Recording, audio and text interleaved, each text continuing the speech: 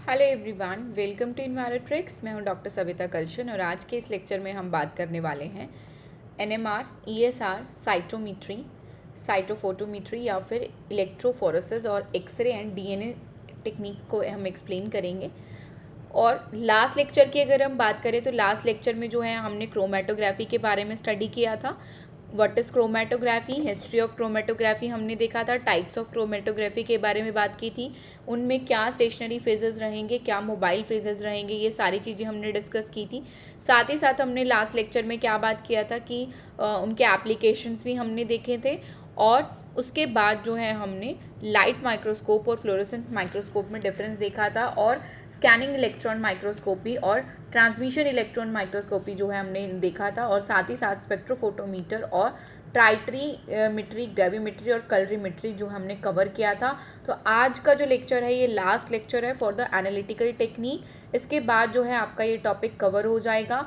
Next जो है इसी से रिलेटेड अगर हम बात करें तो ये आपका यूनिट 2 को कवर करता है। तो यूनिट 2 में अब जो रिलेटेड आपके न्यूमेरिकल्स वगैरह होंगे वो भी हम कंसिडर करेंगे। तो नेक्स्ट क्लास में जो है अब जो PYQ सीरीज़ रहेगा उसमें हम क्वेश्चन जो है वो सॉल्व करेंगे। और इसी के साथ साथ यूनिट वाइज कराओ मैम टॉपिक्स को, ये डिमांड जो है वो मेरे पास आया था। तो यूनिट वाइज ही चल रहे हैं हम, ये यूनिट 2 को कवर करता है आपका एनालिटिकल टेक्निक। आपका यूनिट 2 रह गया था। और साथ ही साथ अगर हम बात करें तो after completion of unit 2 we will cover the statistics unit. ठीक है, स्टैटिस्टिक्स वाला यूनिट जो है, क्योंकि उसमें न्यूमेरिकल्स हैं तो बेसिक न्यूमेरिकल और बेसिक चीज़ें जो है हम सॉल्व करने की कोशिश करेंगे। तो उसमें PYQ सीरीज़ के साथ हम क्वेश्चन सॉल्व करेंगे ताकि आपको ईजिली कंसेप्ट ज़्यादा क्लियर हो। ठीक है, तो आज के लेक्चर में हम बात करते हैं what is the difference between NMR and ESR।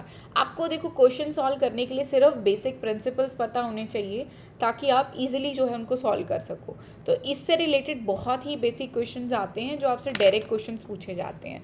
तो NMR क्या होता है? It is the nuclear magnetic resonance. क्या होता है? Nuclear magnetic resonance. तो न्यूक्लियर मैग्नेटिक रेजोनेंस की बात करें तो प्रिंसिपल किस प्रिंसिपल पे बेस्ड है कि न्यूक्लियाई विद स्पिन। जो न्यूक्लियाई है वो क्या करती है? स्पिन करती है। जैसे कि H1 carbon 13 absorb the radio frequency. जो रेडियो फ्रिक्वेंसी आएगी उसको एब्जॉर्ब करके वो क्या करेगा? स्पिन करेगा इन अ मैग्नेटिक फील्ड, जिसको हमने क्या बोला? रेजोनेंस। तो रेजोनेंस में बेसिकली क्या हो रहा है? जब भी कोई न्यूक्लियाई विद स्पिन, कोई भी न्यूक्लियाई है, जैसे हाइड्रोजन एटम हमने ले लिया, तो हाइड्रोजन एटम में जब हमने रेडियो फ्रिक्वेंसी प्रोवाइड की तो रेडियो फ्रिक्वेंसी को वो एब्जॉर्ब करेगा और स्पिन करेगा, और क्या शो करेगा? इन द मैग्नेटिक फील्ड के प्रेजेंस में रेजोनेंस बिहेवियर जो है आपका शो करेगा। तो यहाँ पे देखो हमने सैंपल डाला। ठीक है, सैंपल डाला। ये क्या है? एक मैग्नेटिक कॉइल है, मैग्नेटिक कॉइल है या मैग्नेटिक कंट्रोलर है। ये क्या करेगा? जब हमने सैंपल डाला तो जो सैंपल इसमें प्रेजेंट था वो एक्साइट होगा। ठीक है, वो स्पिन करेगा, रेजोनेंस शो करेगा, डिटेक्टर उसको डिटेक्ट करेगा कितने उस पर जो है वो आपका एब्जॉर्बेंस हमें देखने को मिला है। तो आपका न्यूक्लियर मैग्नेटिक रेजोनेंस में हम क्या स्टडी करेंगे कि कितना एब्जॉर्बेंस जो है एट पर्टिकुलर रेंज जो हमें देखने को मिल रहा है। तो वो ग्राफ की मदद से हम क्या करेंगे? स्टडी कर लेंगे। तो हमने क्या करा? सैंपल रखा। सैंपल रखने के बाद जो मैग्नेटिक फील्ड के प्रेजेंस में वो क्या कर रहा है? सैंपल आपका रेजोनेंस या फिर रेजोनेंस बिहेवियर शो कर रहा है। उसको डिटेक्टर ने डिटेक्ट किया कि कितने उस पर एब्जॉर्बेंस हमें देखने को मिला है, और उसको ग्राफ पैड की हेल्प से जो है हमने उसको एनालाइज कर लिया। तो ये बेसिक सा एक वो है कि प्रिंसिपल किस प्रिंसिपल पे बेस कर रहा है कि nuclei with spin absorb the radio frequency. क्या एब्जॉर्ब करता है? Radio frequency in a magnetic field. तो nuclei with spin absorb the radio frequency in a magnetic field and shows the resonance. Uses की बात करें तो structure elucidation of organic compound. अगर किसी ऑर्गेनिक कंपाउंड का स्ट्रक्चर हमें पता लगाना है तो NMR का हम मदद ले सकते हैं। Studying the molecular dynamics, molecular dynamics की स्टडी के लिए भी हम क्या करते हैं? NMR का यूज़ करते हैं। और बायोमोलिकुलर एनालिसिस के लिए भी जो है हम NMR का यूज़ करते हैं। देन नेक्स्ट अगर हम बात करें ESR या फिर EPR, इलेक्ट्रॉन स्पिन रेजोनेंस या फिर इलेक्ट्रॉन पैरामैग्नेटिक रेजोनेंस। EPR या ESR आपसे क्वेश्चन में जो है वो बहुत बेसिक पूछ सकते हैं कि मैच द फॉलोइंग फॉर्म में जो आते हैं आपके ये कि ESR that is related two electron spin resonance.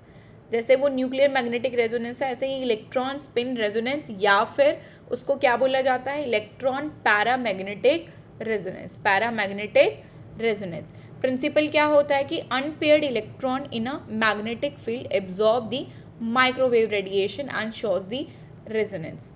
देखो की डिफरेंस देखो दोनों में कि एनएमआर में क्या हो रहा है, nuclei with spin absorb the radio frequency, क्या एब्जॉर्ब करता है, रेडियो फ्रिक्वेंसी करता है, मैग्नेटिक फील्ड की प्रेजेंस में रेडियो फ्रिक्वेंसी को एब्जॉर्ब करता है और रेजोनेंस बिहेवियर शो करता है।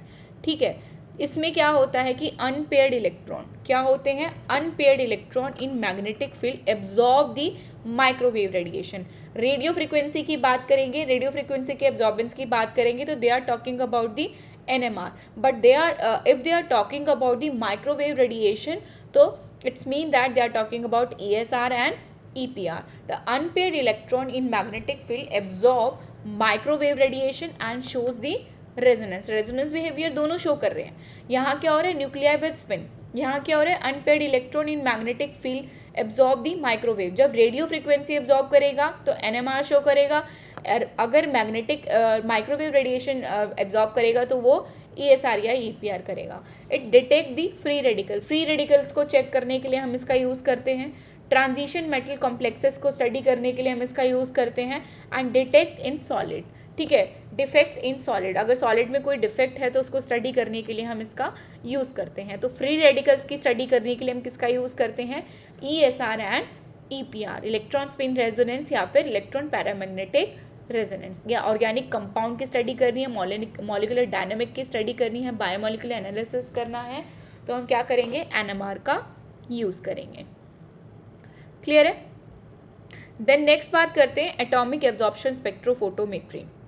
AAS का यूज़ क्या किस लिए करते हैं हम, हैवी मेटल डिटेक्शन के लिए यूज़ करते हैं, क्लिनिकल लैब्स में हम इसका यूज़ करते हैं, इन्वायरमेंटल मॉनिटरिंग के लिए हम इसका यूज़ करते हैं। ठीक है, तो अगर हमारे वाटर में, सॉइल में, फूड में, ब्लड में अगर किसी भी तरीके का हैवी मेटल ट्रेसेस अगर हम देख रहे हैं तो उसको एनालाइज करने के लिए हमेशा याद रखना AAS किसका डिटेक्शन करता है, हैवी मेटल्स का। प्रिंसिपल्स की अगर हम बात करें, it measure the absorption of specific length, it measure the absorption of specific length, कि पर्टिकुलर किसी स्पेसिफिक वेवलेंथ पे जो है एब्जॉर्प्शन हमें देखने को मिलता है of light by free atom. ठीक है, और wavelength of light by free atom in ground state. The amount of light absorb is directly proportional to the concentration of element. जितनी लाइट एब्जॉर्ब होगी उतनी कंसंट्रेशन ऑफ एलिमेंट का हमें पता लगेगा। तो प्रिंसिपल क्या कह रहा है, it measure the absorption of specific wavelength of light by free atom in ground state, free atom in ground state. ठीक है, the amount of light absorb is directly proportional to the concentration of the element.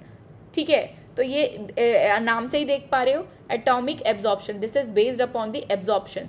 तो जितना wavelength particular light जब हम provide कर रहे हैं, देखो ये लाइट सोर्स है, एटोमाइजर जो है यहाँ पे हमने लाइट प्रोवाइड की, ठीक है, हीट प्रोवाइड की।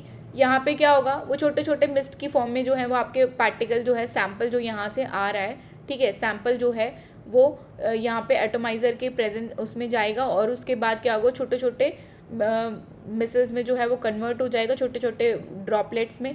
देन मोनोक्रोमेटिक लाइट्स को क्या करेंगे, यहाँ पे एब्जॉर्बेंस हमें देखने को मिलेगा। मोनोक्रोमेटिक लाइट जो है वो अगर कैडमियम का डिटेक्शन करना है तो हम कैडमियम का जो है मोनोक्रोमेटर यूज़ करेंगे।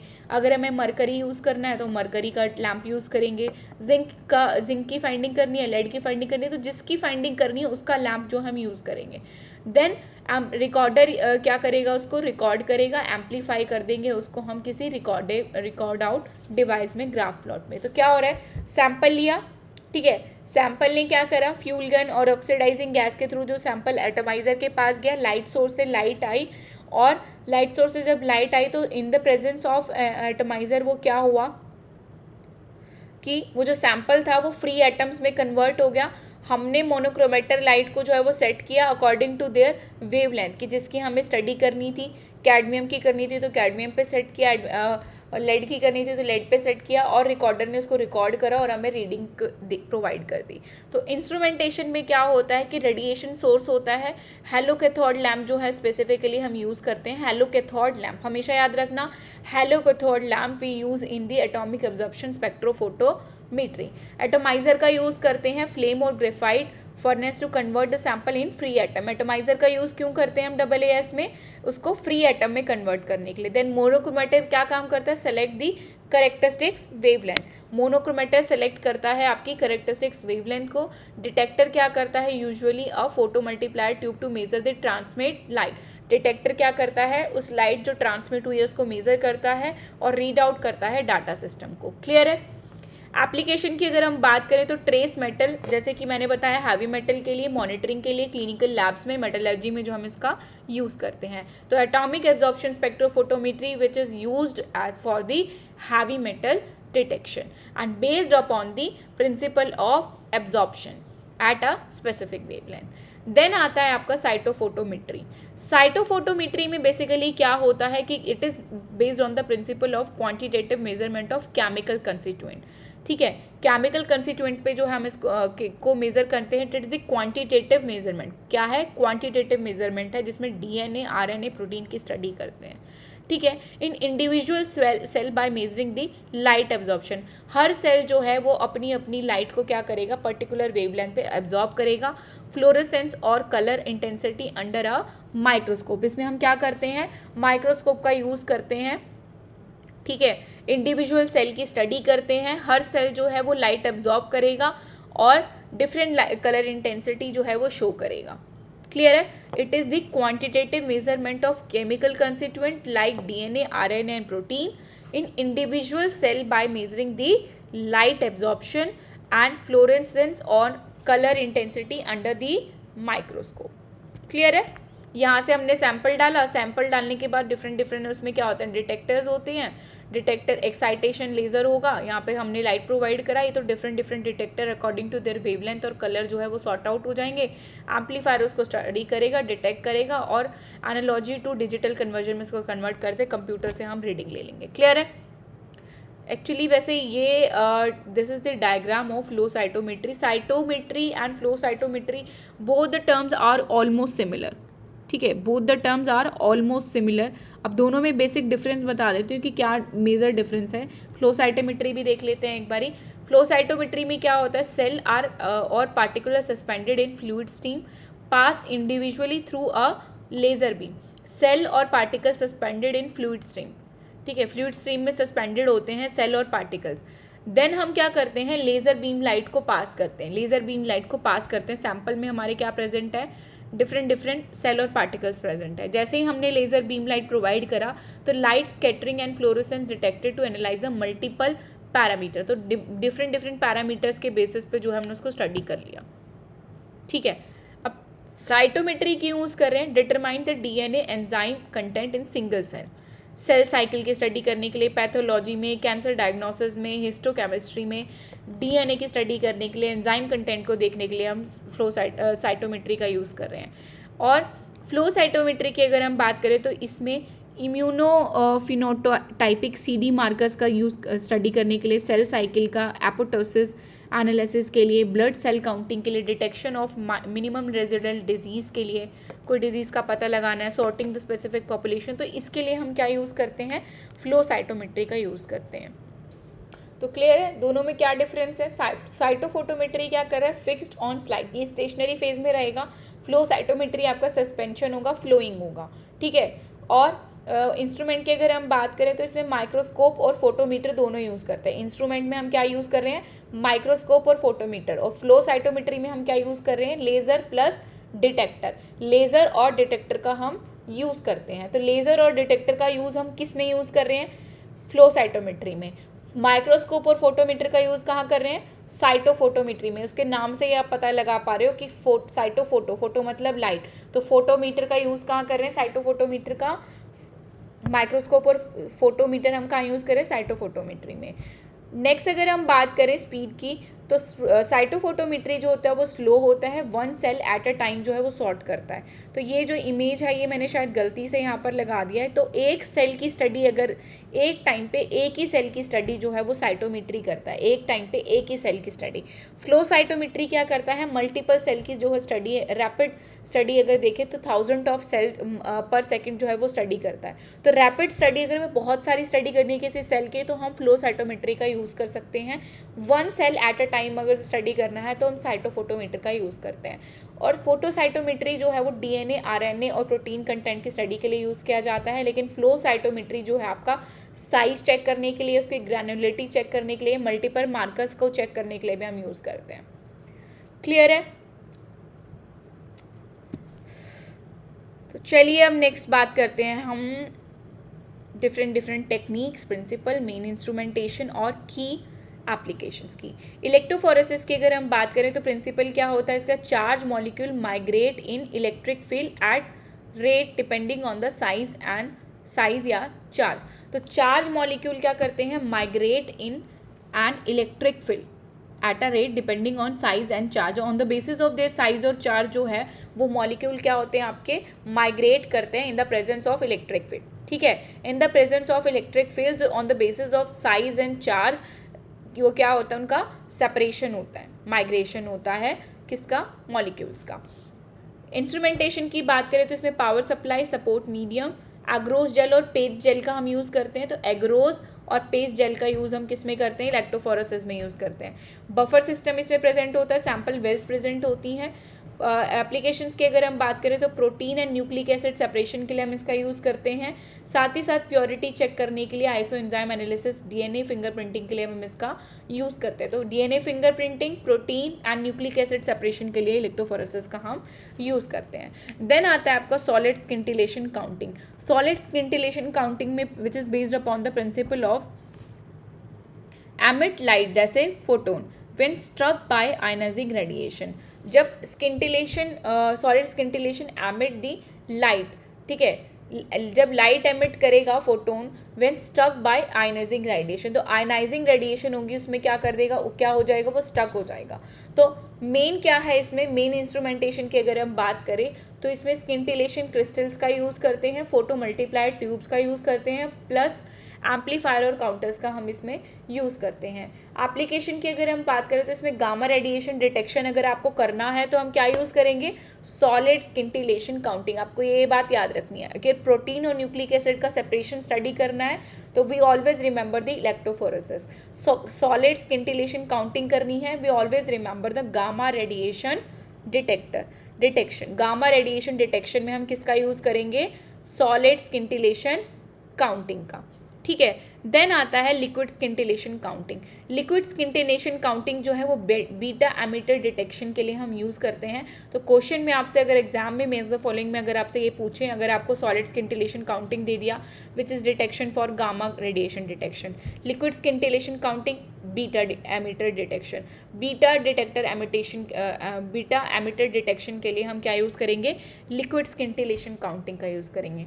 देन आएगा आपका एक्सरे फ्लोरोसेंस। एक्सरे फ्लोरोसेंस में हम क्या करते हैं, elemental composition of solid powder coating, archaeology और जियोलॉजी में हम इसका यूज़ करते हैं। तो element composition of solid powder की स्टडी करने के लिए, कोटिंग्स की स्टडी करने के लिए, आर्कोलॉजी में, जियोलॉजी में हम इसका यूज़ करते हैं एक्सरे फ्लोरोसेंस डिफ्रैक्शन का।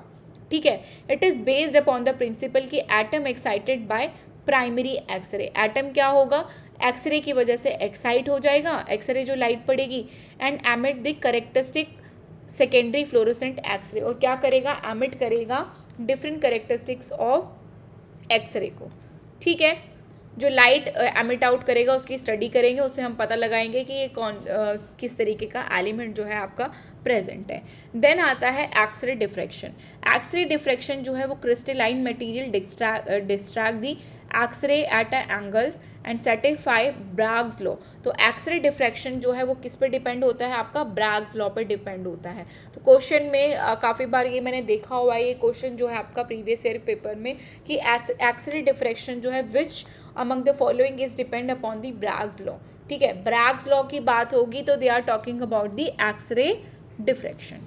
क्लियर है, don't get be confuse about the X-ray fluorescence and X-ray diffraction. तो ये क्रिस्टल स्ट्रक्चर डिटर्मिनेशन के लिए हम क्या यूज़ करते हैं, एक्सरे डिफ्रैक्शन का यूज़ करते हैं, और मटेरियल साइंस में भी हम एक्सरे डिफ्रैक्शन का यूज़ करते हैं। देन आता है आपका फ्लेम फोटोमीट्री। फ्लेम फोटोमीट्री में हम क्या यूज़ करते हैं, फ्लेम फोटोमीट्री में हम फाइंड आउट करते हैं इंटेंसिटी और कंसंट्रेशन को एल्कलाई और एल्कलाइन अर्थ मेटल की स्टडी के लिए, जैसे सोडियम, पोटेशियम, कैल्शियम। अगर हमें ये स्टडी करनी है एल्कलाई और एल्कलाइन अर्थ मेटल की, तो हम क्या यूज़ करेंगे, फ्लेम फोटोमीटर का यूज़ करेंगे। क्लियर है। देन आता है आपका DNA fingerprinting and molecular markers. DNA fingerprinting की अगर हम बात करें, which is use highly variable DNA region, restriction, enzyme, probe to produce a unique binding pattern to each individual. कहाँ यूज़ करते हैं डीएनए फिंगरप्रिंटिंग को, हम फोरेंसिक लैब्स में यूज़ करते हैं, पैटर्निटी टेस्टिंग में यूज़ करते हैं कि किसका बेबी है किसका नहीं है, ये फाइंड आउट करने के लिए। बायोडाइवर्सिटी स्टडीज़ में हम डीएनए फिंगरप्रिंटिंग का यूज़ करते हैं। क्राइम इन्वेस्टिगेशन में भी हम क्या यूज़ करते हैं, डीएनए फिंगरप्रिंटिंग का यूज़ करते हैं। ठीक है। देन नेक्स्ट बात करते हैं RFLP, AFLP और रैपिड। ये आपको पता होने चाहिए। RFLP क्या है, restriction fragment length polymorphism, restriction fragment length polymorphism. ALP is the amplified fragment length polymorphism. Rapid क्या है, रैंडम एम्पलीफाइड पॉलीमॉर्फिक डीएनए। तो RFLP हम किसके लिए यूज़ कर रहे हैं, variation in DNA fragment length. अगर हमें डीएनए फ्रेगमेंट लेंथ की वेरिएशन की स्टडी करनी है, हम क्या यूज़ करेंगे, RFLP का यूज़ करेंगे। जीनोमिक डीएनए डाइजेशन का अगर हमें यूज़ करना है, तो जेनेटिक मैपिंग और लिंकेज एनालिसिस के लिए या डिजीज जीन आइडेंटिफिकेशन के लिए हम क्या यूज़ करेंगे, RFLP का। Genetic mapping and disease gene identification के लिए यूज़ करेंगे RFLP का। लेकिन high resolution genetic diversity plant animal breeding की स्टडी करने के लिए हम किसका यूज़ करेंगे, AFLP का। तो हाई रेजोल्यूशन जेनेटिक डाइवर्सिटी, बहुत सारी जेनेटिक डाइवर्सिटी की हमें स्टडी करनी है, तो क्या यूज़ करेंगे, AFLP। अगर जेनेटिक मैपिंग करनी है या फिर किसी डिजीज जीन को आइडेंटिफाई करना है, जिस जीन से बीमारी फैल रही है उसको स्टडी करना है, तो हम क्या यूज़ करेंगे, RFLP। क्लियर है। जेनेटिक डाइवर्सिटी की स्टडी करने के लिए या फिर प्लांट एनिमल की ब्रीडिंग करने के लिए हम AFLP का यूज़ करेंगे। देन होगा आपका रैपिड में क्या होता है आपका, रैंडम एम्पलीफाइड पॉलीमॉर्फिक डीएनए, जिसमें quick low cost genetic diversity and fingerprinting study हम करते हैं। ठीक है, इसमें क्या करते हैं, लो कॉस्ट जेनेटिक डाइवर्सिटी और फिंगरप्रिंटिंग स्टडी अगर हमें करनी है फटाफट। रैपिड का मतलब ही क्या है, फास्ट, क्विकली अगर हमें जेनेटिक डाइवर्सिटी का स्टडी करना है तो हम क्या यूज़ करेंगे, रैपिड का यूज़ करेंगे। क्लियर है। देन आता है आपका sequencing, blotting and PCR। Protein sequencing की अगर हम बात करें तो एंडमान डिग्रेडेशन और mass spectrophotometry to determine the amino acid order. तो हम प्रिंसिपल क्या है, एंडमान डिग्रेडेशन और mass spectrophotometry to determine the amino acid order. Application की बात करें तो प्रोटीन के स्ट्रक्चर को, फंक्शन एनालिसिस को, बायोमार्कर डिस्कवरी के लिए हम क्या यूज़ करते हैं, प्रोटीन सीक्वेंसिंग का यूज़ करते हैं। न्यूक्लिक एसिड सीक्वेंसिंग की अगर हम बात करें तो genome sequencing, mutation detection, diagnosis के लिए हम इसका यूज़ करते हैं। सदर्न ब्लॉटिंग, नॉर्दर्न ब्लॉटिंग और वेस्टर्न ब्लॉट हम कहाँ यूज़ करते हैं।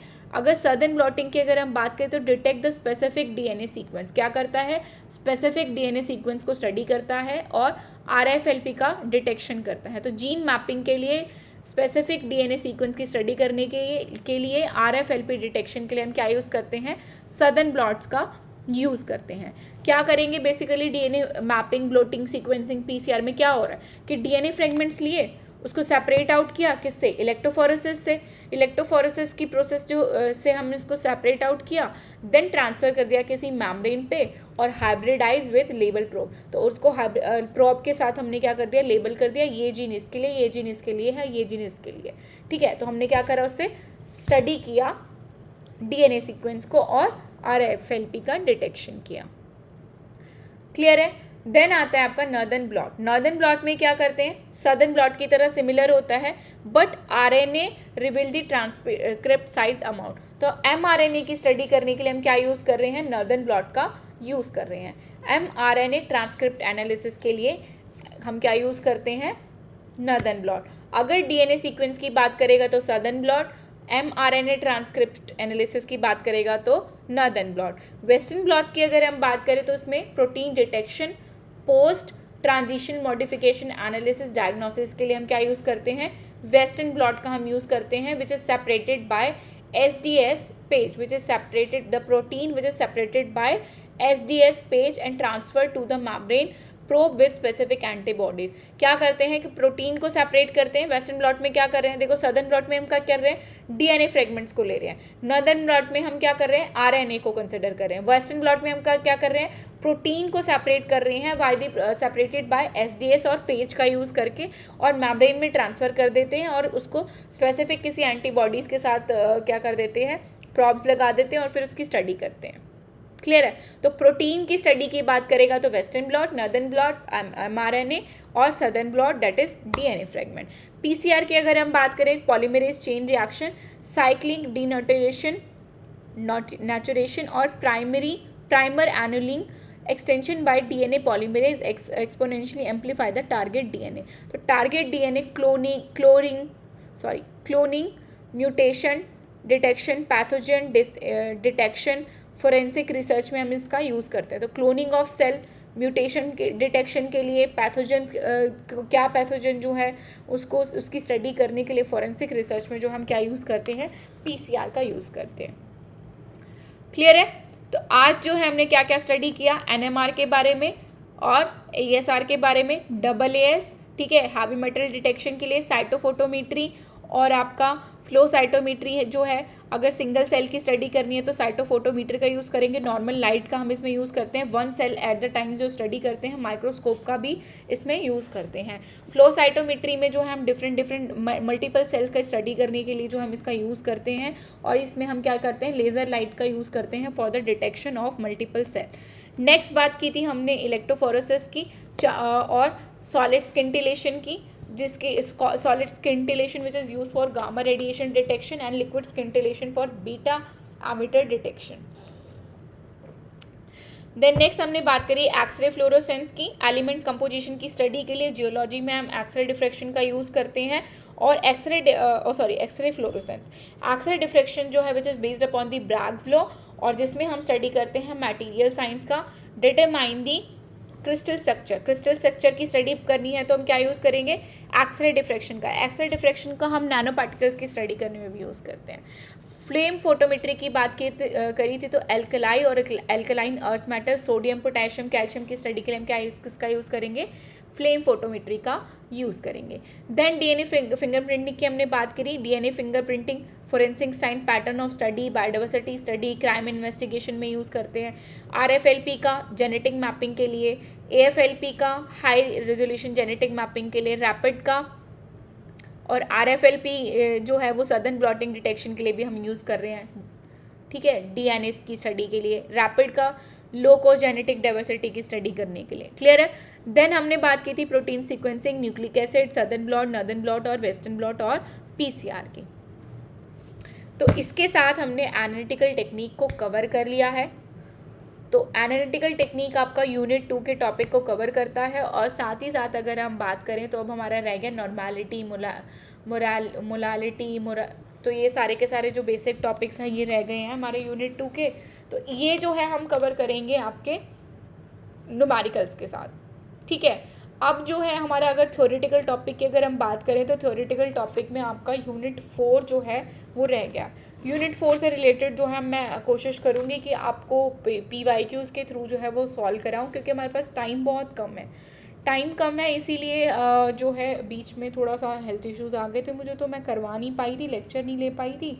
तो अब 24 सितंबर है आज, ठीक है, 25 सितंबर, कल जो है हम कवर कर लेंगे आपका 2 या 3 मैक्सिमम 3 to 4 लेक्चर जो है हमें लगेंगे पूरा सिलेबस कवर करने में, और उसके बाद सिर्फ और सिर्फ हम PYQ सीरीज़ देखेंगे।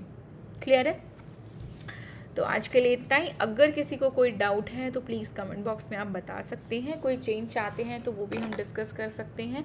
और थैंक्स फॉर द सपोर्ट, आप बहुत अच्छा सपोर्ट है आप लोगों का, बहुत अच्छा रिस्पॉन्ड कर रहे हैं और इसीलिए मुझे थोड़ा मोटिवेशन भी मिल रहा है आपके लिए इतना मेहनत करके इतने लेक्चर्स को कंसाइज फॉर्मेट में आपको प्रोवाइड कराने का। ठीक है, so please like share subscribe and comment my channel if any queries, और शेयर ज़रूर करें please. Thank you so much.